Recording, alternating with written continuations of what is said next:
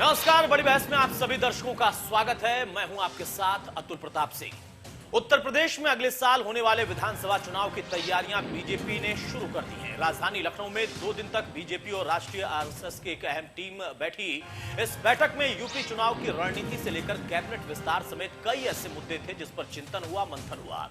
सूत्रों के मुताबिक 2 दिन तक चली इस बैठक में आखिरी दौर में आने वाले विधानसभा चुनाव को लेकर कई अहम फैसले भी लिए गए।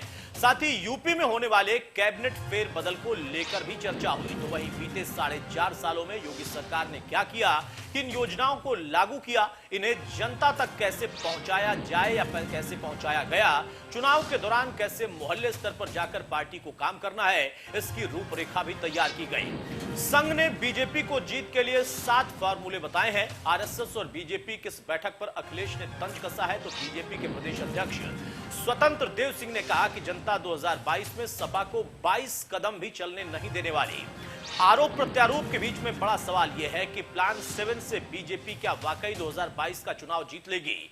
संघ के प्लान 7 से बीजेपी को आखिर कितनी मजबूती मिलेगी? इन तमाम सवालों पर हम चर्चा करेंगे, क्योंकि इसके इतर बहुत सारे ऐसे और मुद्दे हैं जो कि इस वक्त चर्चा में हैं। वो धर्मांतरण की बात हो, लव जिहाद की बात हो, तमाम और तरह के राजनीतिक आरोप प्रत्यारोप हो, या फिर सरकार को विपक्ष को घेरने का जो मौका मिलता है सत्ता में रहते हुए काम ना करने पर, और कोरोना काल में जो चुनौतियां और पैदा हुई उन पर विपक्ष भी सरकार पर और पार्टी पर हमलावर है।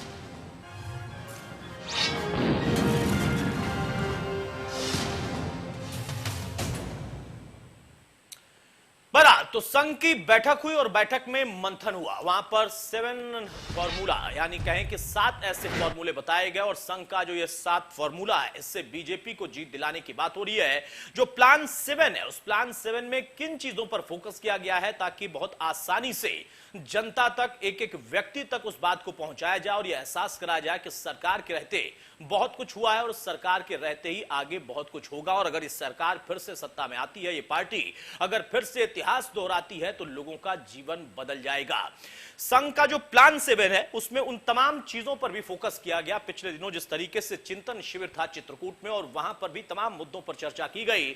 आरएसएस पिछले अगर हम देखें तो लगभग 1-1.5-2 महीने से बहुत ज्यादा सक्रिय है, खासतौर से उत्तर प्रदेश में आरएसएस की अपनी भूमिका है, और उसके साथ साथ बीजेपी का जो संगठन है उससे भी लगातार बातचीत हो रही है, संवाद हो रहा। फिर बात जब सरकार की आती है तो बीजेपी पार्टी जो कि सत्ता में है उनके तमाम लोगों से, वो चाहे मुख्यमंत्री हो, उप मुख्यमंत्री हो, मंत्रीगण हो, उन लोगों से भी फीडबैक लिया गया है कि असल में उनके इलाकों का हाल क्या है, कहां पर चुनौतियां हैं, कहां पर नाराजगी है, क्या अलग रणनीति बनानी जरूरी है उसके लिए। इन तमाम चीजों को जब समअप किया गया तो उसमें यह बात निकल कर आई कि हमें कहां फोकस करना है। और जो प्लान 7 है, यह प्लान 7 उसी रणनीति के तहत तैयार किया गया है। संघ ने बीजेपी को बताया है कि अगर ये प्लान 7 एग्जीक्यूट हम कर लेते हैं, इसी पर हम काम कर पाएंगे तो हमारे लिए फिर बहुत मुश्किल नहीं होगी। मौजूदा दौर में जो बीजेपी सत्ता में है उसके लिए सांगठनिक तौर पर कोई बहुत बड़ी चुनौती नहीं है, क्योंकि अपने आप में बहुत मजबूत और बहुत बड़ा संगठन है। लेकिन सरकार के तौर पर चुनौतियां हमेशा होती हैं। किसी भी सरकार के दौर में उनके यहां एंटी इनकम्बेंसी के साथ साथ कई ऐसे और मुद्दे होते हैं, वो चाहे योजनाओं की बात कर लें या फिर मौजूदा कोरोना काल में नई चुनौतियों की, तो वो चुनौतियां जरूर हैं, उनसे निपटना बाकी है। चलिए, हमारे साथ इस वक्त सतीश तिवारी साहब हैं जो कि संघ विचारक हैं, बहुत स्वागत है सतीश जी आपका। विवेक साइलस भाई हमारे साथ नेता सपा के हैं, बहुत स्वागत है विवेक जी आपका। और विजय खैरा साहब नेता बीजेपी के हमारे साथ हैं, बहुत स्वागत है विजय खैरा साहब आपका। सबसे पहले सतीश तिवारी जी, मैं आपसे शुरुआत कर रहा हूं। ये जो प्लान 7 है संघ का, पिछले दिनों चिंतन शिविर और अब की बैठक में प्लान 7, समझाएंगे जरा ये प्लान 7 क्या है और कैसे इससे संघ को लगता है कि बीजेपी को मजबूती मिलेगी 2022 के लिए? अतुल जी नमस्कार। जी नमस्कार, बोले। आवाज आ रही है? बिल्कुल आ रही है, बोलिए सर। चिंतन शिविर चित्रकूट में अभी अपने माननीय संचालक मोहन भागवत जी और अखिल भारतीय अधिकारियों की बैठक हुई थी। इसमें राजनीति को लेके बैठक नहीं थी, हम लोगों के राष्ट्रीय स्वयंसेवक संघ संगठन का विस्तार कैसे हो, संगठन गांव-गांव तक कैसे पहुंचे, और हमारी जो सामाजिक गतिविधियां हैं, कार्य हैं, वो कैसे जन जन तक पहुंचे, गांव तक पहुंचे, इन सब बहुत सारे विषयों को लेके उस पर चिंतन मंथन हुआ संघ का विस्तार और उनके गतिविधियों का। ताकि राजनीति संगठन आपका भारतीय जनता पार्टी है, भाई साहब हैं, वो विस्तार से बताएंगे कि वो राजनीतिक संगठन भारतीय जनता पार्टी कैसे उसकी योजना रचना कर रही। राष्ट्रीय स्वयं संघ का जो मूल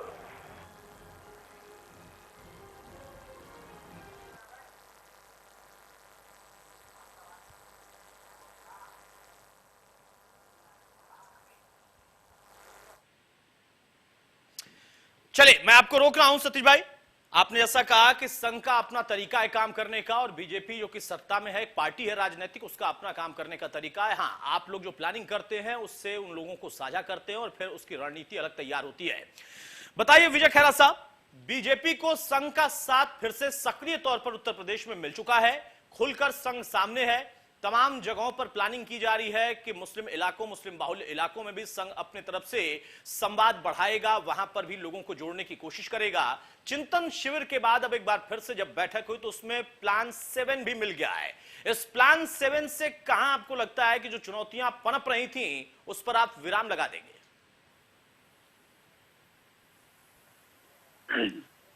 ऐसी कोई नई बात नहीं है। मेरी आवाज आ रही ना? आ रही है, बोलिए। हाँ, ये कोई नई बात नहीं है। संघ के कार्यकर्ता राष्ट्र हित में 7x24 365 डेज काम करते हैं। देश पर आपदा हो, प्रदेश पर आपदा हो, जिले में कोई आपदा हो या कोई गांव में, संघ कार्यकर्ता तुरंत वहां पहुंचता है, बिना कोई राजनीति किए हुए हर समाज की मदद करता है। आजादी में कश्मीर में जब कवायदे आए थे तब से लेके आज तक जरा सा भी संकट राष्ट्र पर आता है वो पहुंच जाते हैं वहां। तो वो तो समर्पित कार्यकर्ता है ना, उन्हें राजनीति से मतलब होता है और विशेष तौर से उनका काम सिर्फ राष्ट्र प्रेम से संबंधित है जी। जहां भी राष्ट्र का सवाल आता है। भारतीय जनता पार्टी राजनीतिक पार्टी है। अधिकांश लोग इसमें संघ से कार्य करने के बाद आए हैं, इसमें कोई दो राय नहीं है। और उनको बेसिक बचपन से जब से वो शुरुआत करते हैं तब से उन्हें एक ट्रेनिंग, एक बिंदु पर ही सारी ट्रेनिंग आधारित है, वो है राग। इस विश्व में एक अकेली ऐसी संस्था होगी शायद जो बिना किसी शस्त्र के, बिना किसी अस्त्र के सिर्फ सेवा भाव से राष्ट्र के प्रति समर्पित रहे। अब सवाल है ये, आप प्लान 7, प्लान 5, प्लान 2, ये सब बातें अलग है, पर बेसिक बात यह है कि 30 से 65 दिन काम करते हैं और जब भारतीय जनता पार्टी का चुनाव होता है तो इनका सक्रिय योगदान रहता है बूथ लेवल से लेकर जिला स्तर तक, प्रदेश स्तर तक, सभी जगह, और उसका लाभ भारतीय जनता पार्टी को दोनों तरह से। ठीक है, लेकिन इसमें कोई शक नहीं है, आपकी बात से मैं सहमत हूं कि 365 दिन संगठन आपका जरूर काम करता है, लेकिन सरकार काम कर रही है कि नहीं कर रही है, सवाल इस पर उठता है और विपक्ष यहीं पर आपको घेर रहा है।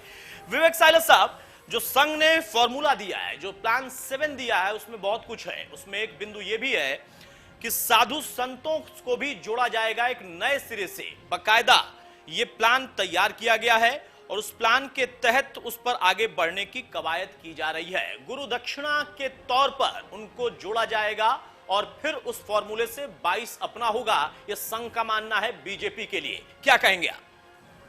क्या कर रहे हैं उसमें तमाम मेहमान हमारे साथ जुड़े हैं, कुछ और भी जुड़ेंगे। सवाल इसी बात का है कि आखिर ये किस तरीके की रणनीति, और जो प्लान 7 दिया गया उसमें 7 बिंदु बताए गए हैं। उस 7 बिंदु में कुछ ऐसे बिंदु हैं, खासतौर से एक जनसंख्या नियंत्रण कानून का जो मसौदा है उस पर संघ संतुष्ट नहीं दिखाई देता है, लेकिन कई ऐसी चीजें हैं जहां पर बीजेपी की मजबूती के लिए संघ अपने रणनीति पर आगे बढ़ने लगा है। बीजेपी को भी अवगत करा दिया गया है, सरकार को भी अवगत करा दिया गया है, जो कि इस वक्त सरकार के तौर पर यहां पर अगर अपने पार्टी को अगर देखें तो डिफेंड कैसे कर पाएगी, क्योंकि सरकारी कामकाज का आकलन अलग तरीके से होता है। बीजेपी का संगठन तो सक्रिय है, लेकिन बीजेपी के संगठन को और कितना मजबूत करना है और किस दिशा में मजबूत करना है, इस पर भी मंथन चल रहा। एक छोटा सा हम ब्रेक लेते हैं, जल्द आएंगे।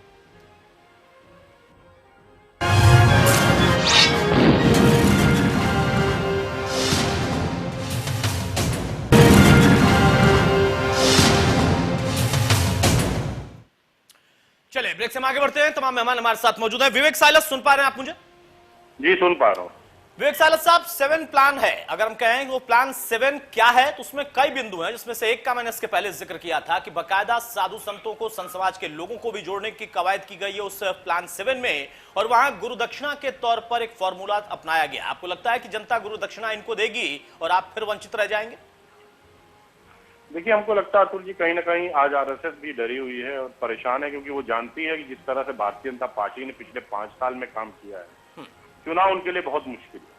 और आपने अभी साधु संतों की बात की, तो जिस सरकार में 26 संतों साधुओं की हत्या हुई हो और ये सरकार उस तक को नहीं रोक पाई हो, तो साधु संतों की बात क्या करेगी? दुनिया भर की बात की, एक्सप्रेसवे की बात की, हजारों रुपए का विज्ञापन दे दिया कि हम 5 एक्सप्रेसवे बना रहे हैं। पूर्वांचल एक्सप्रेसवे की अगर मैं बात करूं तो 90% लैंड एक्विजिशन तो समाजवादी पार्टी की सरकार में ही हो गया था, वो भी नहीं बन पाया। और जो थोड़े बहुत बने हैं वो भी पानी से फंस रहे हैं। 70 लाख नौकरी हर साल देने का वादा था, किसानों की आय दुगनी करने का वादा था, महिलाओं को सुरक्षा देने का वादा भारतीय जनता पार्टी ने बड़े बड़ी होर्डिंग लगाई थी। आज महिलाओं पे क्या है, कितना अत्याचार हो रहा है, क्या जनता नहीं देख रही? सामने दिख रहा है। अभी आप ब्लॉक प्रमुख के चुनाव में देख लीजिए क्या हुआ था, किस तरह से उसका चीरहरण हुआ था। डीजल पेट्रोल को कम करने की बात कही थी। आप और हम जाते होंगे पेट्रोल टंकी पे, जितने लोग यहाँ बैठे हैं कितनी मुश्किल से गाड़ी में डीजल पेट्रोल भरता हुआ जानते, एक भी बड़ी इंडस्ट्री नहीं लगा पाई। बिजली की दरें कहां से कहां पहुंच गई उत्तर प्रदेश के अंदर, लोग उससे भी बहुत ज्यादा परेशान है। महंगी शिक्षा बहुत बड़ा मुद्दा है। 1 ट्रिलियन इकोनॉमी की बात करने के लिए बात कही थी, 1 ट्रिलियन इकोनॉमी उत्तर प्रदेश को बनाएंगे, आज तो कहीं नहीं दिखा रही। स्मार्ट सिटी की बात थी कि पता नहीं कितने स्मार्ट सिटी बन जाएंगे, फिल्म सिटी बन जाएगा, पता नहीं क्या क्या हो जाएगा, लेकिन दिखाई तो कुछ नहीं दे रहा। अब तो 6 महीने रह गए चुनाव में, तो मेरे ख्याल से इसी पे मंथन हो रहा था कि कैसे भ्रमित किया जाए लोगों को, फिर कैसे पोलराइज किया जाए, फिर कैसे हिंदू मुसलमान किया जाए, फिर कैसे अली बजरंग बली किया जाए। बजरंग बली की जात तो पहले हमारे योगी जी बता चुके हैं, इस बार पता नहीं किसकी जात बताएंगे। तो इसी सब मंथन हुआ होगा, और क्या करेंगे ये सब, क्योंकि बताने के लिए कुछ है नहीं। मार्केट बताइए विजय खैरा साहब, एक जल्दी से जवाब दीजिए, फिर मैं विकास श्रीवास्तव के पास भी जाऊं, प्रवक्ता कांग्रेस के। खैरा साहब, बताने के लिए कुछ नहीं है, भ्रमित करने के लिए आप लोग मंथन कर रहे हैं। आंकड़े बता देंगे ना, बार बार कितने सुना है तुमको आंकड़े हम है? आपको ये पता नहीं रहता है, महिलाओं पे अत्याचार बोलते जाते हैं। जरा राजस्थान की तरफ तो नजर डाल लो, महाराष्ट्र दिल्ली की तरफ तो नजर डाल लो, तो पता लग जाएगा आपको। देश में पिछले 3 साल का जो रिकॉर्ड था जनसंख्या के हिसाब से देखोगे तो उत्तर प्रदेश में 1.8% है, 7%, बाकी जगह 20%, 18%। देखो तो सही जरा पहले, हाँकने से काम थोड़ी बनता है। अगर इसकी आप ये देखो कितने केसेस उल्टे हैं, तो हमारे यहाँ 60% केसेस उलट गए हैं महिलाओं के अत्याचार के, और बाकी जगहों में कहीं पे 5%, दिल्ली में 33%, पंजाब में 22%। क्या ऐसे बोलते रहते हो, आगे महिलाओं पे अत्याचार फरण। अब आइए दूसरी चीज पे, आपने दूसरा विषय जो बोला है, एक एक करके आपको तीनों विषय में बता देता हूँ मैं। आप अब दूसरा विषय अभी बोल रहे थे महंगाई का। महंगाई है, ये तो मैं नहीं डिनाई करता है, लेकिन इसका आपको बैकग्राउंड तो देखनी पड़ेगी ना। पेट्रोल और डीजल की बात कर रहे, 1000 बार बता चुके हैं आपको कि अरबों रुपए का कर्जा छोड़ के चले गए, जाते जाते यूपीए सरकार वाले ऑयल बॉन्ड्स बेच के चले गए। 6,000 करोड़ रुपया प्रति वर्ष हम कर्जा का ब्याज चुका रहे हैं। अब ठीक होते होते वक्त लगेगा, वो हमको सिस्टम चेंज बदलना है। ईरान का हमने पैसा चुकाया अरबों रुपए में, अमेरिकन सैंक्शन की, ये सब बातें सामने आएंगी ना अभी चुनाव में। ये मत सोचिएगा आएंगी नहीं, सब ये कारण है। कोरोना कॉल आपके सामने है, आपके देश में इकोनॉमी नहीं हुई, नौकरी नहीं मिली, जॉब नहीं मिला। अरे जान बचाएंगे पहले लोगों की, तो ये पहले उनको वैक्सीन लगाएंगे ना, उनको पहले खाना, 80 करोड़ लोगों को हम खाना दे रहे हैं, राशन दे रहे हैं 80 करोड़ लोगों को। विश्व में इतिहास है, पूरी दुनिया चौंक रही है, ये कैसे हो गया, ये कैसे हो रहा है। कोरोना कैसे कंट्रोल उत्तर प्रदेश ने किया। ऑस्ट्रेलिया सरकार योगी जी से योगदान मांग रही है। अरे इस पर गर्व करो कि उत्तर प्रदेश में एक ऐसा मुख्यमंत्री है, चाहे आप विरोध में रहो चाहे कहीं रहो, जिसको विदेश जिसकी प्रशंसा कर रहा है, जिसको यूएनओ प्रशंसा कर रहा है, कोरोना काल को कैसे कंट्रोल किया है। विवेक सालस भाई प्रणाम कर रहे हैं हाथ जोड़कर। खैरा साहब, प्रभु प्रभु प्रभु प्रभु वो एकदम नतमस्तक हो रहा है, कह रहे हैं कि अब प्रशंसा करनी पड़ेगी। बाकी अभी पता लग जाएगा चुनाव के बाद। गंगा में तैरती हुई लाशों की प्रशंसा करें, कितने बाढ़ है अभी, कटिंग हो जाएगी, तैरती हुई लाशों की प्रशंसा करें। हाँ, जनता या शमशान घाट को टीम से छुपाने की प्रशंसा करें, किसकी करें? 64 लाख लोगों को मारने डबल डोज मिली है उत्तर प्रदेश में, उसकी करें। 5,000 वैक्सीनेशन सेंटर बंद हो गए, उसकी करें। हर 2 घंटे में उत्तर प्रदेश में एक महिला का बलात्कार होता है। सेंट्रल गवर्नमेंट की रिपोर्ट है, आप ही की पार्टी की, ये आपके घर का रिकॉर्ड है हर 2 घंटे वाला। अरे आप विजय ठाकुर नहीं आया करो ना, मत बोला करो फालतू की बातें। अरे आया करो, तो आपकी सेंट्रल गवर्नमेंट की रिपोर्ट है, मैं तो रिपोर्ट पढ़ी है आपने, जो आपकी सेंट्रल गवर्नमेंट ने दी है, ये आंकड़ों पे जो फर्जी करने पकड़ा देते हैं, लेके चले आते हैं। राजस्थान का रेट बता दीजिए, राजस्थान उत्तर प्रदेश से आता है, राजस्थान उत्तर प्रदेश से आता है, राजस्थान 1 नंबर पे, उत्तर प्रदेश 2 नंबर पे है। बोल तो रहा हूँ, राजस्थान 1 नंबर पे है, उत्तर प्रदेश 2 नंबर पे है। 24 करोड़ पॉपुलेशन। ठीक है, नहीं चलिए, अब समाजवादी पार्टी तो उत्तर प्रदेश की ज्यादा बात करेगी ना, राजस्थान से उसका कहाँ बहुत खास लेना देना है। खैरा साहब बात समझिए भी ना, जहां पर उनका लेना देना है वहीं की तो बात करेंगे ना। बहरहाल विकास श्रीवास्तव साहब, कांग्रेस भी बहुत सक्रिय है, प्रियंका भी पहुंची थी, बकायदा मुलाकात करने गई थी पीड़ित महिला से, लेकिन सवाल इस बात का है कि संघ बहुत सक्रिय है। कांग्रेस हमेशा से संघ पर हमलावर रही है और संघ जब जब सक्रिय हुआ है तो बीजेपी को ताकत ही मिली है। अब प्लान 7 भी यहां पर आ गया है। आप लोगों को लगता है कि आप लोगों की रणनीति काम कर पाएगी? प्लान 7 है क्या चीज? अब ये तो संघ वाले ही ज्यादा बेहतर बताएंगे, आपको खास तौर पे नहीं बताएंगे, वैसे मैं बता देता हूं। प्लान 7 में हिंदुत्व एजेंडा भी है, प्लान 7 में संतों को जोड़ना भी है, प्लान 7 में उन तमाम योजनाओं को जनता तक पहुंचाना भी है, राम मंदिर का भी जिक्र होगा, जन जन तक सरकार की योजनाओं को पहुंचाने के साथ संगठन को मजबूत करना भी होगा। यह है प्लान 7। आपका कोई है प्लान कांग्रेस का? आपके प्रश्न का ही सवाल हो गया। प्लान 7 यानी इनके 6 प्लान बुरी तरह फेल हो चुके और 7वां जुमला लेकर आए हैं, देश को विघटन और बंटवारे की राजनीति करने का प्रयास कर रहे हैं।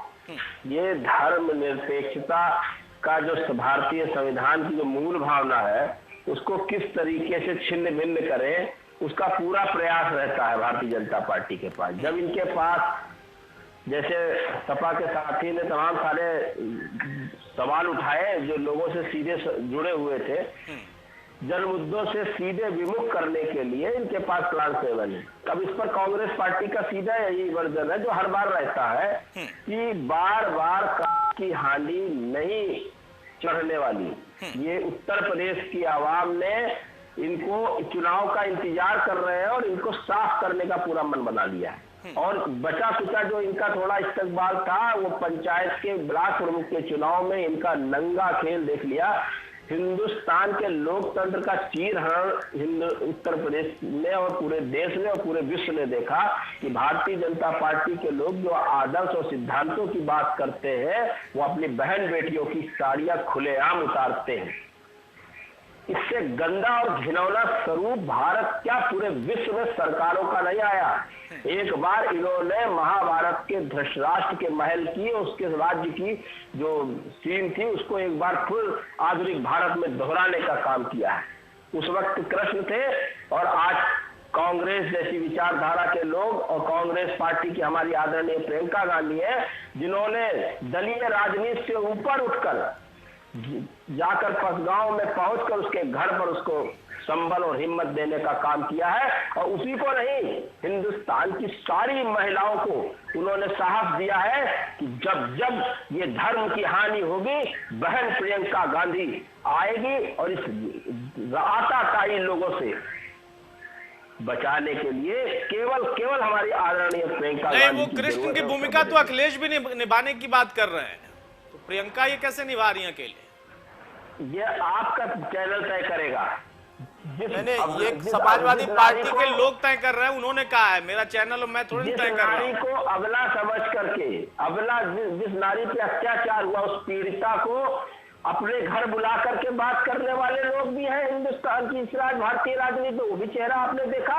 और एक बेटी जिसको बेटियों के दर्द का एहसास होता है वो हिंदुस्तान की बेटी उसके घर तक जाकर उसको मैसेज दिया है पूरे हिंदुस्तान। काश इतना इधर राजस्थान की घटना पर भी हो जाता, वहां भी वो चली जाती। बहरहाल, लेकिन उत्तर प्रदेश में वो आई, अच्छी बात है, इसमें कोई बुराई नहीं है। ये बहुत अच्छी बात है कि वो गई वहां पर और बहन बेटियों को या फिर माताओं को उन्होंने संबल दिया, उन्होंने उनका जो विश्वास है उसको और ज्यादा कायम करने की कोशिश की है, बढ़ाने की कोशिश की है। लेकिन अब यहां पर सवाल इस बात का है कि जो मौजूदा परिस्थितियां हैं, सतीश तिवारी जी, पार्टियां तो लड़ेंगी, लेकिन संघ का अपना एक तरीका होता है। आपको लगता है कितना आसान होगा? देखिए कितने बड़े बड़े हमले हो रहे हैं समाजवादी पार्टी की तरफ से सरकार पर। सरकार जिसकी है वो है बीजेपी। बीजेपी के प्रवक्ता कह रहे हैं कि हम तो गिनाते गिनाते थक जाएंगे। वो कह रहे हैं गिनते गिनते थक गए लोग, बहुत सारी दिक्कतें आ गई हैं। कांग्रेस का भी वही हाल है। 2022 का सपना कैसे पूरा होगा बीजेपी का? फिर सपने हम लोग देखते हैं, योजनाएं बनाते हैं, और ये पहली बार कोई योजना नहीं बन रही। अखिल भारतीय शिक्षक हर वर्ष होती है और उसमें सांसारिक मुद्दों पर चर्चा होती है। और संगठन जब से बना है राष्ट्रीय स्वयंसेवक संघ, आज नहीं, जब से इसकी स्थापना हुई तब से ये सतत अपना कुछ ना कुछ नया करते हुए हम लोग आगे बढ़ते जा रहे हैं। उनकी शाखाएं बढ़ती जा रहे हैं, कार्यकर्ता बढ़ रहे हैं। व्यक्ति निर्माण से राष्ट्र निर्माण की ओर हम लोग बढ़ रहे हैं। मूल विषय ये है कि जो क्षेत्रीय दल हैं वो अपने जातिगत और छोटी छोटी बातों में उलझ के रख जाते हैं। राष्ट्र निर्माण की भावनाएं तब आएंगी जब उनका दूरगामी परिणाम कुछ अच्छा हो, कुछ बड़ा लक्ष्य लेके चलें। अब राजनीति है, समाज के राजनीति तत्व है, कुछ ना कुछ मुद्दे डाटे लेके अपन अपना इधर उधर चर्चा कुछ ना कुछ विषय बनाते रहते हैं। लेकिन हम लोगों का जो अपना उद्देश्य है कि व्यक्ति निर्माण से राष्ट्र निर्माण हो, तो व्यक्ति निर्माण कैसे हो उसके लिए हम लोग शाखाएं लगाते हैं, गतिविधियां होती है। अब जो गुरुदक्षिणा की बात कर रहे हैं, उसमें साधु संतों को जोड़ने का बात है, तो साधु संतों को जोड़ने के लिए हम लोगों का एक अलग संगठन है, सिंधु परिषद। वो साधु संतों के बीच में जाके काम करते हैं, उनको जोड़ते हैं, धर्म की बातें होती हैं। गुरुदक्षिणा कार्यक्रम बहुत शुरू से चला आ रहा है। संघ का जो मूल खर्चे होते हैं, आय का स्रोत, जो लोग बोलते हैं कि संगठन कैसे चलता है, वो हमारे जो शाखाओं में स्वयं सेवक आते हैं उनसे गुरुदक्षिणा करवाया जाता है। भगवा ध्वज हमारा जो राष्ट्र गुरु है, भगवा ध्वज जो गुरु है, उसके सामने हम लोग अपनी समर्पण देते हैं। और वो समर्पण समय का भी हो सकता है, राशि का भी हो सकता है। ठीक है। जो आर्थिक रूप से कमजोर है स्वयं सेवक, वो अपना समय का समर्पण देते हैं, अपने 24 घंटे से 1 घंटे का समय निकालेंगे। अभी कोरोना काल में जितना स्वयं सेवकों ने काम किया है, किसी राजनीतिक दल ने अगर किया हो तो हमको बताइए। आप किसी भी आप देख लीजिए, पोर्टल पे, सोशल मीडिया पे देख लीजिए, चैनलों पे देख लीजिए, तो लेकिन सतीश जी देखिए, मैं फिर से कहूंगा, संघ अपना काम कर रहा है और आपने कहा कि जब से स्थापना हुई तब से वो लगातार दिनों दिन बढ़ता जा रहा है उसका दायरा, अच्छी बात है। लेकिन साइलस साहब का कहना है, समाजवादी पार्टी का ये मानना है कि असल में दोनों ही डरे हुए हैं, सरकार में जो पार्टी है वो भी और संघ भी। क्या ऐसा है? संघ कभी नहीं डरा है, हमेशा वो अपनी योजना पे काम करते हैं। हम लोग सतत निरंतर प्रयास पे और सतत संपर्क पे, सतत अभियान हम लोगों का चला करता है। जीवन में उतार चढ़ाव लगा रहता है, वैसे राजनीतिक परिस्थितियां हैं, काल है, अलग अलग क्षेत्र में अलग अलग समस्याएं हैं। बंगाल की अलग समस्या है, दिल्ली की अलग समस्या है, उत्तर प्रदेश की अलग समस्या है। यहाँ राजनीति जो छोटे छोटे क्षेत्रीय दल हैं उनकी अलग समस्याएं हैं। तो हर जगह की तुलना हम यहाँ से न करें, जहाँ की जैसी परिस्थितियां हैं वैसे हम लोग सामंजस्य बैठाते हैं, उसकी योजना होती है, चर्चा करते हैं। संगठन बड़ा है, उसमें बहुत सारे लोग निर्णय लेने वाले होते हैं, बैठने वाले होते हैं, निर्णय रखने वाले होते हैं। ये सब छोटे दल हैं, इनके कुछ गिने चुने मुखिया हैं, गिने चुनी बातें हैं, अब उसमें हम क्या डिस्कस करें। कुछ अगर बोलेंगे तो राजनीति विषय हो जाएगा, इसलिए मैं अपने सामाजिक संगठन के दायरे में रह के बात करना चाहता हूँ। विवेक साइलस, संघ समाजवादी पार्टी पर कोई टिप्पणी नहीं करना चाहता, वो अपने संघ को मजबूत कैसे करें और फिर अगर कोई दल उनकी विचारधारा से मिलता है, जैसे बीजेपी है, तो वो कैसे मजबूती के साथ सत्ता में आए, वो उसकी प्लानिंग कर रहे हैं। प्लानिंग करने का तो अधिकार है, लेकिन आपके नेता इस प्लानिंग पर सवाल उठा रहे हैं और कह रहे हैं कि आप जो कर रहे हैं या संघ और बीजेपी जो कर रहा है वो डरने का एक परिचय है। बहुत सारे आरोप लग गए, बीजेपी भी हमलावर है आप पर। वो कह रहा है कि 22 का सपना आपका सिर्फ सपना है, 22 कदम भी जनता आपको नहीं चलने देगी। जी अतुल जी, देखिए भारतीय जनता पार्टी को ये नहीं भूलना चाहिए कि वो स्वयं 14 साल बाद सत्ता में आए। 14 साल तक इसी जनता ने, उत्तर प्रदेश की जनता ने इनको सत्ता से बाहर। पॉइंट नंबर 2 ये है कि कोई भी सरकार, चाहे बसपा की हो, सपा की हो या भाजपा कांग्रेस किसी की भी, वो परमानेंट राज नहीं करती। कांग्रेस 32 साल से नहीं, कोई परमानेंट मुख्यमंत्री नहीं बैठता, जनता उसको अपने हिसाब से चलाती है। लेकिन मैंने जो हालात उत्तर प्रदेश के बताए हैं आपको, और खेरा साहब से मैंने कहा कि आप अपनी सेंट्रल गवर्नमेंट की रिपोर्ट, जो सस्टेनेबल डेवलपमेंट रिपोर्ट दिल्ली से इश्यू हुई है, जरा उस पर ध्यान देते हैं, उसको पढ़ लें कि वो उत्तर प्रदेश के बारे में क्या कह रही है। दूध का दूध और पानी का पानी हो जाए। देखिए भारतीय जनता पार्टी, हमको लगता है कहीं ना कहीं घोटालों को लेके भी बहुत कह रहे थे कि सपा के घोटाले हैं, हम सामने लेकर आएंगे। आपने तो जाके एक्सप्रेसवे को खुदवा के भी देख लिया, हर जगह आपने इंक्वायरी बिठा दी, लेकिन आपको कुछ नहीं मिला, सब मानक के हिसाब से बना हुआ था। वो अलग बात है कि आज आप एक भी एक्सप्रेसवे नहीं बना पाए, घोटालेबाज आप खुद ही हैं। बिजली मीटर जो घोटाला हुआ था, तो आपके जो ऊर्जा मंत्री उन्होंने उसमें सहमति बनी थी, बोली थी कि हाँ कुछ गड़बड़ है स्मार्ट मीटर में। Oximeter, oxygen PPE kit, oxygen concentrator को भी आपने नहीं छोड़ा। बाल विकास पुष्टाहार में, मिड डे मील में आपने बच्चों को नमक रोटी खिलाती। यहाँ तक कि शमशान घाट में आप दलाली खा गए, क्योंकि आपके लोनी के विधायक गुज्जर साहब ने खुद कहा कि लखनऊ में हमको 50% कमीशन देनी पड़ती है, तब हमको पैसा मिलता है। ये समाजवादी पार्टी अतुल जी नहीं कह रही है, ये भारतीय जनता पार्टी खुद कह रही है। यहाँ के बगल के हरदोई के विधायक श्याम प्रकाश क्या कह रहे हैं कि उनने अपनी राजनीतिक कैरियर में इतना भ्रष्टाचार होते हुए कहीं नहीं देखा। ये समाजवादी पार्टी नहीं कह रही है, ये भारतीय जनता पार्टी खुद कह रही है। उसके बाद राधा मोहन अग्रवाल जी ने क्या कहा, चंद्रमणि द्विवेदी जी ने सुल्तानपुर में क्या कहा, ये सब भारतीय जनता पार्टी के विधायक हैं। ब्रिजभूषण राजपूत ने क्या कहा, वो भी आते हैं बुंदेलखंड से। इन्होंने सब में भ्रष्टाचार के आरोप अपनी पार्टी पे लगाए कि इतना भ्रष्टाचार कहीं नहीं हो रहा, कोई सुनवाई नहीं हो रही है। और कोरोना की बात कर रहे थे, कोरोना में गंगवार साहब को आप देख लीजिए, उन्होंने कहा, चिट्ठी लिखी मुख्यमंत्री जी को कि हमारी कोई नहीं सुनता। गाजियाबाद के आपके सेंट्रल गवर्नमेंट के मंत्री जनरल वीके सिंह ने बोला कि हमको बेड दिला दो भैया, हमारे उनकी भी कोई नहीं सुन रहा था। आप कानून मंत्री की बात करिए ब्रजेश पाठक की, उन्होंने लिख के दिया। अभी जो मंत्री बने कौशल किशोर, उन्होंने लिख के दिया। ये कोरोना काल में आपने मैनेजमेंट किया और आप कह रहे हैं कि हमने बहुत अच्छा किया। खैरा साहब, विजय खैरा साहब, देखिए विवेक साइलस ने आपके नेताओं को, आपके विधायकों को ही कोट किया है, मंत्रियों को कोट किया है। आप कह रहे हैं कि वो 22 कदम नहीं चलेंगे, जो आपके अपने हैं वो कितना चल पा रहे हैं आपके साथ, या कितना चलेंगे? सारी बातें हो गई साहब, एक सेकंड मुझे दीजिएगा, 2 मिनट, एक मिनट में बोलूंगा। अभी ये प्रियंका जी की बात कर रहे थे और कृष्ण भगवान की बात कर रहे थे, तो मैं चेहरा दिखा देता हूँ हाथी के दांत खाने के आपके सामने 1 मिनट के अंदर। जयपुर में अस्पताल में रेप हुआ, नहीं गए। उद्योग नगर में नाबालिग 2 लड़कों ने नाबालिग लड़की का रेप किया, नहीं गए। 12 में 2 बहनों का रेप हुआ, नहीं गई। अजमेर में महिला का रेप हुआ, नहीं गई। कक्षा 8 की लड़की का नाबालिग का रेप हुआ, हनुमानगढ़ में नहीं गए। गंगा हेड़ी में 5 साल की बच्ची का रेप हुआ, नहीं गए। मैं बता रहा हूँ, सवाई माधोपुर में रेप हुआ, नहीं गई है। कहीं मालवीय नगर जयपुर में हुआ, नहीं गई नाबालिग लड़कियां। सिरोही में हुआ, नहीं गई। और नागौर में हुआ, नहीं गई। एक ही सारी लगातार सीरीज है उसी समय की। मैं जब जिस समय हाथरस की बात, उस समय की बात कर रहा हूँ। लगातार उसी 2 महीने के अंदर नाबालिग 12 लड़कियों की रेप अलग अलग जगह। और प्रियंका जी आराम से बैठी हुई है, मस्ती से राजस्थान में मुख्यमंत्री आराम से बैठा हुआ है, उसको पूछना भी नहीं इनको था। और यहाँ उत्तर प्रदेश में राजनीति करने के लिए चली आती है और ये कह रहे हैं कि हमारे यहाँ रेप हो रहे हैं। ये तो चेहरा सामने आ गया। अब रहा दूसरा, ये बाद में बात कर रहे थे कि सब अभी आप डिवाइड कर देते हैं, राष्ट्र को ऐसा कर देते हैं, तो सुनो क्या किया है। 1 मिनट के लिए और फिर जवाब है तो है जवाब तो कोई देना हमको। 2004 में अटल बिहारी वाजपेयी जी जब कह के गए थे कि 50,000 उन्होंने बनाया था कि जैकेट हमको आर्मी को देना ही देना है, उनकी सरकार चली गई उसी समय। 10 साल तक आपको आर्मी रोती रही, आपने एक जैकेट नहीं दी 10 साल में मनमोहन सरकार ने उनको। अब जाके हमने दी। राफेल हमारा गेम चेंजर था, हम चाइना के तुम हाथ इसलिए जोड़ते रहे, दबते रहे कि राफेल नहीं था तुम्हारे पास, S-400 नहीं था तुम्हारे पास, नहीं खरीद पाए 10 साल, हमने खरीद के दिखा दिए। हाँ, मतलब कोई चीज हो, डोकलाम ने हमने ढकेल के फेंक दिया चीन को एक तरफ, फिर भी आप हमारी बुराई करते रहे। पाकिस्तान में घुस के मारा है, आप तब भी करते रहे यही हरकत, हमसे कहते रहे, पूछते रहे, सवाल दो, वो दो, हमको प्रमाण दो। कहाँ तक सुना है? 3 से 70 पे आपने विरोध कर दिया और ये कह दिया 2 पक्षी मामला है, पाकिस्तान का साथ दिया।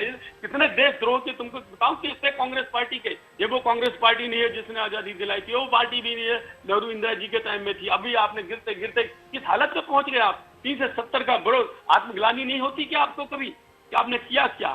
सीएए का विरोध करके रख दिया आपने, राष्ट्र देशद्रोही का काम किया है। महात्मा गांधी ने उसका कहा था कि इसको करना ही होगा, आपको वहां के अल्पसंख्यकों को लाना ही होगा, नागरिकता देनी ही होगी आपको, उनको रोजगार देना ही होगा। इंदिरा गांधी ने कहा था ब्रिटेन में कि हम इनको भेजेंगे, 1971 के बाद जो भी आया शरणार्थी सबको जाना होगा। उसके बाद राजीव गांधी दस्तखत करके आए थे। कहाँ तक तुमको बताओ, मनमोहन सिंह ने पार्लियामेंट में बोला हम कानून बनाते हैं तो उसका विरोध। एक कानून का तुम लोकसभा में समर्थन करते हो, राज्यसभा में विरोध। अरे क्या करके आ रहे हैं? गुड्डी गुड्डों का खेल खेल रहे हो और हम पे आरोप लगा रहे हो। तुम्हारे कोई भी पार्टी हिंदुस्तान की और कोई उसकी समांतर संस्था कि ब्रदर संस्था, सिस्टर संस्था कभी आरएसएस के पास भी नहीं लग सकती, दूर तक छोड़ दीजिएगा। इतना नजदीक भी नहीं कभी आने की हिम्मत कर सकती है। कहाँ आरएसएस और कहाँ ये तुम्हारे कारनामे, ये सब सामने आते हैं, इसलिए जनता आपसे दूर हो गई है। और उत्तर प्रदेश की सरकार का कामकाज, इस पर भी जरा कुछ बोल दीजिए खैरा साहब। अब उत्तर प्रदेश की बात करें, उन्होंने 2 बातें छेड़ी की, माफ कीजिए मुझे इसलिए वहां तक जाना पड़ा। आज दुखती रग छेड़ी इन्होंने। 3 से 70 हमारी दुखती रग है। अब 3 से 70 रहती कश्मीर हाथ से निकल गया था साहब, इसलिए मुझे इतना बोलना पड़ा। और उत्तर प्रदेश का जहां तक सवाल है कोरोना की, अगर आप माने ना माने, आप जो मर्जी बोले, एक तो जनता जानती है ये लोग जिसकी प्रशंसा कर रहा है, जिसकी WHO प्रशंसा कर रहा है। ऑस्ट्रेलिया कह रहा है कि हमको ये मॉडल चाहिए, हमारे पास आ जाए योगी जी एक बार। ऑस्ट्रेलिया बुला रहा है उनको यूपी का मॉडल देखने के लिए। अब महाराष्ट्र उत्तर प्रदेश को किसी भी हिंदुस्तान के प्रदेश से तुलना करके दिखा दो मुझे, कहाँ बेहतर हुआ यूपी से। मैं आपके अभी पीछे आके हाथ जोड़ लूंगा, मान लूंगा किस प्रदेश में। विकास श्रीवास्तव, देखिए बहुत सारी बातें खैरा साहब ने गिनाई, अपनी केंद्र सरकार की, अपने उत्तर प्रदेश की सरकार की। आपने अपनी एक नेता का परिचय दिया कि वो यहां पर आई और किस दर्द में वो शामिल हुए। खैरा साहब ने बहुत सारे और राजस्थान के दर्द भी गिनाए। ठीक है, आप लोग एक दूसरे पर आरोप प्रत्यारोप लगाते रहिए, गिनाते रहिए एक दूसरे का। सवाल इस बात का है कि वाकई उत्तर प्रदेश में आपकी स्थिति क्या है। मैं इसको लॉजिकली ये पूछना चाहता हूं क्योंकि आपकी पार्टी और आपका संगठन, समाजवादी पार्टी उनका संगठन, बसपा और उनका संगठन, बीजेपी और उनका संगठन, लेकिन बीजेपी संगठन के अलावा आरएसएस भी है। 3 जब मिलकर काम करेंगे तो मुझे नहीं लगता कि शायद आप उनसे ज्यादा आगे खड़े होंगे। आपको खुद लगता है? अगर लगता है तो किस आधार पर, किस पैमाने पर, जो आपकी रणनीति हो? सुनिए, 1 मिनट का पूरा समय लूंगा, कोई डिस्टर्ब नहीं होना चाहिए। सबसे पहले तो एक बात साफ कर दूं, कांग्रेस जो है, हाँ 1 मिनट का पूरा समय लूंगा। बोलिए सर, आपको सुन रहे हैं, सब लोग सुन रहे हैं, आप बोलिए। देखिए, कांग्रेस मास बेस्ड पॉलिटिक्स करती है। कांग्रेस अंतिम आदमी तक, इस देश के अंतिम जन सम्मानित नागरिक तक पहुंचना जानती है। कांग्रेस की आवाज अंतिम व्यक्ति तक पहुंचाना कांग्रेस को पता है। हमको किसी विघटनकारी शक्तियों से सबक लेने की जरूरत नहीं है। और जो लोग अपने आप को देशभक्त साबित कर रहे हैं, आजादी की लड़ाई में जिन लोगों ने मुखबरी का काम किया है, स्वतंत्रता संग्राम सेनानियों को की हत्या करवाने के लिए अंग्रेजों के जो मुखबिर हुए हैं, जिन लोगों ने, जिनके गुरु और जिनकी सोच, जिनकी नींव ही उन गद्दारों से शुरू हुई है, जिन्होंने अंग्रेजों से माफी मांगी और इस देश की स्वतंत्रता संग्राम आंदोलन को खराब किया, जिन्होंने 1942 में देश के साथ गद्दारी किया, उस गांधी जी के आंदोलन को विरोध किया, और देश जब आजाद हो गया तो गांधी जी की हत्या में जिन लोगों का नाम आया, जिन लोगों ने खुलकर भारत के टुकड़े करने की कोशिश किया। अब अपना सब वापस लीजिएगा। देखिए, कभी गद्दारी नहीं की, समझे आप? अपना चेहरा देखिएगा। आप बीच में बोलेंगे तो फिर हम भी बोल सकते थे। आप मर्यादा का परिचय दीजिए मित्र, आप मर्यादा का परिचय दीजिए। भाजपा के साथी, आप मर्यादा का परिचय दीजिए। गृह मंत्री जी ने कहा था आरएसएस का कोई हाथ आप नहीं है। हिंदुस्तान के सबको अपने गलत कथनों से नहीं दिखा सकते। भारतीय राजनीति में ये स्पष्ट हो चुका है, आरएसएस एक आतंक के पर्याय बन चुका है हिंदुस्तान की राजनीति में। इस देश से जितना अंग्रेज को भगाना जरूरी है, उससे कहीं ज्यादा जिस तरह हमने अंग्रेज को भगाया था, उसी तरह ये कांग्रेस पार्टी इसको भगाएगी। और इस देश से सबसे ज्यादा जरूरी, जैसे जिसका सूरज नहीं होगा उन अंग्रेजों को इस देश से भगाया गया ना, उसी तरह। अच्छा विकास भाई बात बताएंगे, अंग्रेज तो चलिए बाहर से आए थे, उनको भगाया गया, कांग्रेस ने भगाया, किसने भगाया छोड़ दीजिए। आरएसएस वाले तो हमारे अपने ही है ना, इसी भारत के हैं। बीजेपी वाले, सपा वाले इसी भारत के हैं ना। आपकी वैचारिक लड़ाई हो सकती है, उनको कहां भगाएंगे भाई? ये वैचारिक लड़ाई का विषय नहीं है। ये और कौन सा विषय है? और कौन सा विषय है? वैचारिक लड़ाई ही तो है। समाजवादी पार्टी और कांग्रेस के बीच में वैचारिक लड़ाई है, बीजेपी और कांग्रेस के बीच में वैचारिक लड़ाई है, आरएसएस से आपकी वैचारिक लड़ाई है। ये भी अपने देश के ही है भाई, विदेश से थोड़े ना है। क्रांतिकारी और आतंकवादी में क्या अंतर बता पाएंगे? क्या होता है? हाँ बता रहा हूँ। आरएसएस के व्यक्तियों ने हिंदुस्तान को हमेशा एक जिस तरह आतंकवादी उदाहरण न दीजिए, आप सिर्फ उसकी परिभाषा बता दीजिए कि आतंकवादी और क्रांतिकारियों में क्या अंतर होता है, बेसिक उसका बेसिक अंतर बता दीजिए, मूल अंतर बताइए, संगठन नाम लेकर उदाहरण न दीजिए। हाँ मैं बता रहा हूँ, भारत के संविधान पर जिसको विश्वास नहीं है वो इस देश में का जो टुकड़े करना चाहता है, देश की जमहूरियत का जो कब्ज करना चाहते हैं, वो लोग कौन लोग हैं जिन्होंने तिरंगा नहीं फहराया?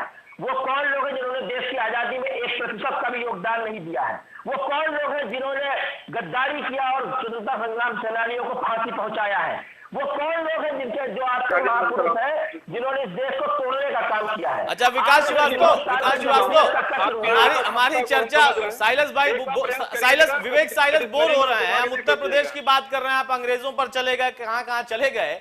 मेरा एक सवाल है विकास श्रीवास्तव आपसे, चलिए आप ही के इन तमाम सवालों पर कांग्रेस की स्थापना किसने की थी? दूर तक जाएगी कांग्रेस, अरे बहुत दूर तक ले जाइए आप, मंगल ग्रह, बृहस्पति ग्रह, प्लूटो ग्रह, जहां तक ले जा सकते हैं वहां ले जाइए। कांग्रेस की स्थापना किसने की थी, जरा ये बताइए। अभी ताजा उदाहरण है आरएसएस के सरपरस्ती। कांग्रेस की स्थापना किसने की थी, जरा ये बताइए। सैनिकों को शहीदों का कांग्रेस की स्थापना किसने की थी, जरा दूर तक जाके बताइए। हाँ मैं बता रहा हूँ, मेरे सवाल का भी एंकर महोदय बताइए। 44 पुलवामा के पहले ये बताइए कांग्रेस की स्थापना किसने की थी? आरएसएस वालों ने तो अंग्रेजों का साथ दिया था, मान लिया भाई, मान लिया। कांग्रेस की स्थापना किसने की थी, जरा दूर तक जाके बताइए ना, बात दूर तक ले जाते, दूर तक जाकर बताइए जरा। आज सरकार आप लोगों की, अरे आज सरकार नहीं, पहले पिछला तो हिसाब हो जाए ना। कांग्रेस की स्थापना किसने की थी, पता है आपको कि नहीं पता है? एंकर महोदय आपका भी हिसाब होना। अरे प्रवक्ता महोदय आप जरा बता दीजिए ना, आप बात दूर तक ले जा रहे थे। मैं, खैरात साहब, विवेक साइलस और संघ विचारक, हम लोग जो मंथन हुआ है उसके इर्द गिर्द थे। ज्यादा से ज्यादा विवेक भाई राजस्थान गए और खैरात साहब ने उदाहरण आपको दिया राजस्थान का। आप तो अंग्रेज पर चले गए, क्रांतिकारियों पर चले गए।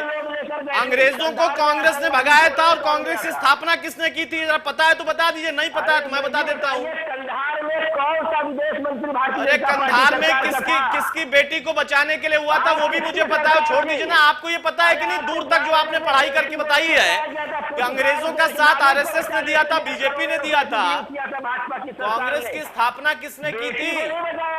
कांग्रेस की स्थापना किसने की थी? अरे कांग्रेस की स्थापना किसने की थी, पढ़ा नहीं है क्या? कांग्रेस की स्थापना किसने की थी भाई, जरा इतना बता दीजिए ना। दूर तक जा रहे थे, दूर तक जाइए जरा। और पुलवामा के शहीदों फिर आगे पुलवामा पे, फिर आगे पुलवामा पे, कंधार चले जाएंगे। मेरा सवाल यह है कि कांग्रेस की स्थापना किसने की थी, पता है तो बता दीजिए, नहीं पता है मत बताइए, मैं बता दूंगा। आपने अभी पुलवामा के शहीद विकास श्रीवास्तव आपको पता नहीं है, आपको पता नहीं है। एओ ह्यूम को अगर आप जानते होंगे तो पढ़िएगा कि एओ ह्यूम कौन थे, एओ ह्यूम कौन थे। बहरहाल छोड़ दीजिए, नहीं, बहुत ज्यादा डिस्ट्रैक्ट हो रहे हैं हम अपने विषय से। विवेक साइलस का कोई लेना देना भी इससे नहीं है। और हम इस वक्त उत्तर प्रदेश में 22 का जो चुनाव है उसको लेकर जो पार्टियों की रणनीति है उस पर चर्चा कर रहे हैं। संघ की रणनीति बीजेपी के साथ मिलकर 22 को बीजेपी को जिताने के लिए बन रही है, हम उस पर चर्चा कर रहे हैं। आप उससे अगर कट्टुकट कुछ जोड़कर बता सकते हैं, वो चाहे आजादी के समय से अब तक का हो या किसी और ग्रह से अब तक का हो, तो मैं उसको जरूर सुनूंगा। अलग अलग और बातें होंगी, उस पर तो हमने बहुत चर्चाएं कर ली और आपने मुद्दा उठाया, जनता के बीच आप गए, आप पुलवामा का लेकर भी मुद्दा गए जनता के बीच। क्या परिणाम निकला विकास श्रीवास्तव? कई चुनाव बीत गए, अभी मौजूदा दौर में और आगे भविष्य में जो होना है उस पर हम चर्चा कर रहे हैं।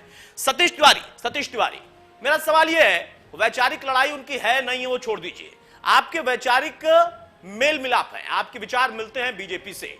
यहां पर संघ इतना सक्रिय अगर है तो कुछ तो ऐसा लग रहा होगा कि हां कमजोरी है, जो कि इस वक्त सत्ता में चल रही है, जो कि इस वक्त प्रदेश में चल रही है। इस वजह से आपको फ्रंट पर आना पड़ रहा है, क्योंकि बीजेपी की सरकार, बीजेपी पार्टी के प्रवक्ता, नेता, मंत्रीगण, विधायक वो कह रहे हैं कि अगर हमने अच्छा किया है तो हम जनता के सामने हैं और चुनाव जीतेंगे। संघ आखिर अलग से फॉर्मूला या प्लान क्यों दे रहा है? नहीं, अलग से कोई राजनीति के लिए संघ प्लान नहीं दे रहा। संघ अपने गतिविधियों को बढ़ाने के लिए प्लान कर रहे हैं, हम लोग प्लान दे रहे हैं। बाकी भारतीय जनता पार्टी अपनी योजना पे काम करती है, राष्ट्रीय स्वयंसेवक संघ अपनी योजना पे काम करते हैं। हम लोग एक संवैचारिक संगठन से हैं, ठीक है, लेकिन राष्ट्रीय स्वयंसेवक संघ भारतीय जनता पार्टी के लिए प्लान नहीं करते। उसके कुछ अपने संगठन के कुछ वैचारिक लोग होते हैं, प्रचारक होते हैं, जो राजनीतिक गतिविधियों में रुचि रखते हैं या उनको उस क्षेत्र में मांगा जाता है तो उनको भेजा जाता है। वहां जाके वो फिर भारतीय जनता पार्टी में राजनीति और समाज की संगठन की रचना करते हैं कि कैसे संगठन को बढ़ाना है, राजनीति में जातिगत सन्निकट वहाँ बनते हैं, क्षेत्र की समस्याओं को समझते हैं, पार्टी में जो कार्यकर्ता हैं वो अपेक्षित उपेक्षित भी होते हैं, कुछ नाराजगी होती है, उनमें सामंजस्य स्थापित करना रहता है, बहुत सारी समस्याएं रहती हैं। संघ को लगता है कि हाँ कुछ नाराजगी है, इसी वजह से आप लोग को सक्रिय होना पड़ा है? नहीं, ये हम अब इतना बड़ा संगठन है, बहुत सारे कार्य करते रहते हैं, तो नाराजगी ऐसा कुछ नहीं, लेकिन ये है कि इतना बड़ा समाज है, इतना बड़ा संगठन है, तो थोड़ा बहुत ऊपर नीचे जब होते हैं, कुछ कार्यकर्ता अपेक्षा ज्यादा कर लेते हैं, ये होता है कि अपनी सरकार है तो हमको ये होना। अब इतने कार्यकर्ता है तो सबको तो समाजित करना आसान नहीं होता, सबको संतुष्ट करना आसान नहीं होता, लेकिन ये है कि कुछ लोग संघ के परिचित होते हैं या संगठन से जुड़े होते हैं, तो वो उनसे अपनी बात कहते हैं, तो वो संघ के पदाधिकारी या संगठन के लोग अपने विचार के जो परिचित लोग होते हैं, भारतीय जनता पार्टी में पदाधिकारी होते हैं, नेता होते हैं, उनसे अपनी बात रखा जाता है, कहा जाता है कि इनकी ये बात है, ये करना चाह रहे हैं, ये इस योग है, इनको ऐसा कुछ किया जाए, तो योजना रचना में सबको शामिल किया जाता है। लेकिन ठीक है विजय खैरा बहुत जल्दी से कुछ कहना भी आप चाह रहे हैं। देखिए, कांग्रेस बहुत सारे मुद्दों को उठा रही है, आजादी से लेकर पुलवामा से लेकर तमाम तरह की चीजें गिना रही है। समाजवादी पार्टी के प्रवक्ता को भी आपने सुन लिया, उन्होंने इसी प्रदेश के बहुत सारे मुद्दे गिनाए, वो चाहे सड़क की बात हो, वो चाहे रोजगार की बात हो, कोरोना काल में पीपीई किट से लेकर दवाओं से लेकर लोगों को बेसिक जरूरतें थी उसको, और ये मुद्दे लोकतंत्र में गिनाना उनका अधिकार है। आप भी मुद्दा गिनाते थे, महंगाई का मुद्दा आपने बहुत जोर शोर से उठाया और फिर यूपीए को बदलकर आप सत्ता में आए, मुद्दे आपने भी यही उठाए। आपने इसी प्रदेश में क्राइम को मुद्दा बनाया, महिलाओं को मुद्दा बनाया कि उनके प्रति किस तरीके का अपराध है, उनकी क्या जरूरतें हैं, उसको कोई पूरा नहीं कर पा रहा। आज भी कमोबेश वही मुद्दे हवा में फिजा में हैं। आपको लगता है कि व्यापक उसमें आप लोगों ने इतना बदलाव किया है कि ये अगर मुद्दा वो छूते भी हैं तो उससे इनको कोई लाभ नहीं मिलेगा? आपको नुकसान कहां दिख रहा है? पहले तायुष जी, अभी आप एक प्रश्न कर रहे थे, अभी क्यों इतने क्रियाशील हो गई आरएसएस, क्या कोई कमी है? मैं यही बात स्पष्ट कर दूं कि जब चुनाव आते हैं कोई भी संगठन क्रियाशील होता है। अब चुनाव तो सर पर ही है, 5-4 महीने रह गए हैं, अभी भी क्रियाशील नहीं होंगे, इसमें कोई खास बात थोड़ी है। अगर हम 300 सीटें थे, 325 से 350 लाएंगे, नहीं तो 325 प्लस लाएंगे। हमें तो काम उसलिए करना ही, जब चुनाव आएगा तो क्रियाशीलता बढ़ती ही है, चाहे राजनीतिक आदमी हो, चाहे संगठन हो, कोई भी संगठन हो। अभी कांग्रेस की अलग कमजोरी है तो उनके पास संगठन नहीं बचा, उन्होंने महिला संगठन खत्म कर लिया, निश्चय खत्म कर लिया, एक विश्वविद्यालय में बचा नहीं है, उन्होंने फेरबदल खत्म कर लिया, सब जगह खत्म कर लिया। अभी हमसे अभी कह रहे थे आरएसएस को हम भगाएंगे। अरे भाई, अभी तो तुमने पंडितों को भगाया था कश्मीर से, हमने तो वापस बिठा दिया, तो उन्हीं को नहीं भगा पाए। पंडितों में ही काला चेहरा हो गया तुम्हारा, वापस नहीं बिठा पाए, हमने तो वापस बिठा दिया। क्या मोह लेके जाओगे? अरे क्या मोह लेके जाओगे तुम पंडितों के साथ? उनको तुमने भगाया था वहां से और फिर वापस से हमने बंद करके तो आपने उसका विरोध कर दिया। जरा देखो, तभी तो भाग को अपनी करके क्या हो, कैसे क्या हो।